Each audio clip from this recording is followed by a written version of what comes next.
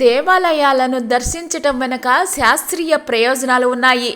చాలామంది తమ కోరికలు తీరడానికో లేక మానసిక ప్రశాంతత కోసమో పుణ్యం వస్తుందనో దేవాలయాలకు వెళుతుంటారు.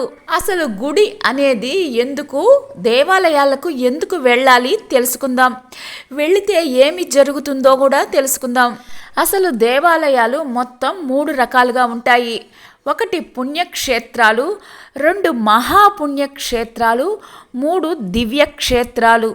1 పుణ్యక్షేత్రాలు అంటే సరైన నియమాలను పాటించి నిర్దుష్టంగా నిర్మించిన ఆలయాలను మాత్రమే శాస్త్రాలు పుణ్యక్షేత్రాలుగా పరిగణిస్తాయి. అలాంటివే ప్రసిద్ధి చెందాయి పెంచిలకోన, జొన్నవాడ, ద్వారకా, తిరుమల మొదలైనవి. 2 మహాపుణ్యక్షేత్రాలు.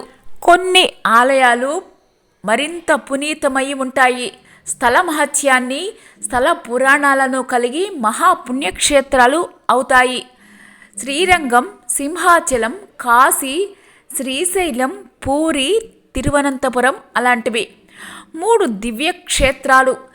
దివ్యక్షేత్రాలు అంటే దేవుడి పరంగా మరింత పునీతమై స్థల మహత్యాన్ని, స్థల పురాణాలను కలిగి అత్యంత ప్రజాదరణ పొందిన క్షేత్రాలు. వీటిని దివ్య క్షేత్రాలు అంటారు. ఇతర దేవాలయాలు కూడా పవిత్ర ప్రదేశాలే అయినప్పటికీ కొన్ని మాత్రమే అత్యంత ప్రత్యేకతను సంతరించుకుంటాయి. అలాంటి దివ్య క్షేత్రమే తిరుమల. భూమిలో మహత్తరమైన ఆకర్షణ శక్తి తరంగాలు ఎక్కడ ప్రసరిస్తూ ఉంటాయో అక్కడ ఆలయాన్ని నిర్మిస్తారు.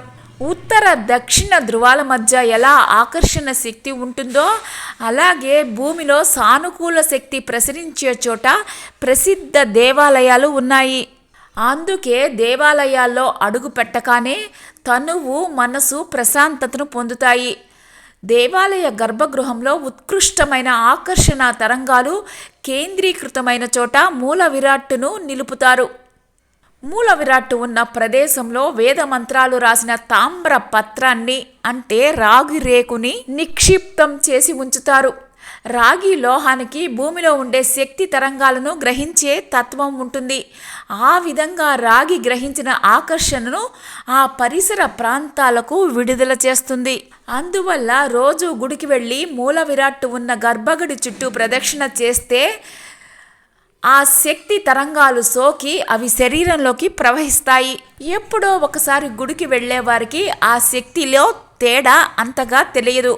కానీ నిత్యం గుడికి వెళ్ళే వారిలో సానుకూల శక్తి చేరడం స్పష్టంగా తెలుస్తుంది.